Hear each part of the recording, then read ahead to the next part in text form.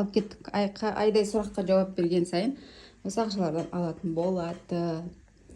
Так, Айдай, отбасыңда қанша адам бар? 6. Ал. Так.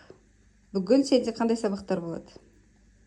Дүниетану, қазақ тілі, математика, цифрлық дүниетану. Дүниетану 2 рет айттың ғой. Ойбай. Міне қара. Қазақ тілі, математика, дүниетану, цифрлық сауаттылық, тағы. Цифрлық сауаттылық. Орыс тілі. Дұрыс. Так, енді. Мен қай жыл туылдым? 92. 10 теңгені алсын, шашықты. Ойбай. 92. Сен жұмыт жұтты. Менің қанша 3000 теңгемді алып қойдың ба?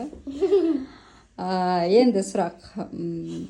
И қай кезде дауысты болады, қай кезде... Жоқ, қайсы? У. Қай кезде дауысты болады, қай кезде дауыссыз болады? У. Дауыссыз болады. Ой, ума, ол қасына бір дауысты келсе, ол дауыссыз болып кетеді. Ал оның удың қасына дауыссыз дыбыс келсе, ол дауысты болады. Дұрыс. 4 теңгені алып қойдым. Жарайды. Ұяң дыбысы. Ұяң. Білем. Ұяңды мен білем. Айт. Рілеумен. Жоқ.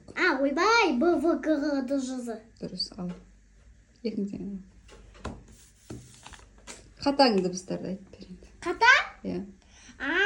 Қ, К, С, Т, П, Ф, Ш, Ч. Ч, Ц. Дұрыс. Ала қойыңыз. Так, жет атаңызды айтыңыз ал. Жет атаңды айтайын ба? Иә. Көп зашар, содан кейін қойшы, Жоқ. қолшы. Жоқ.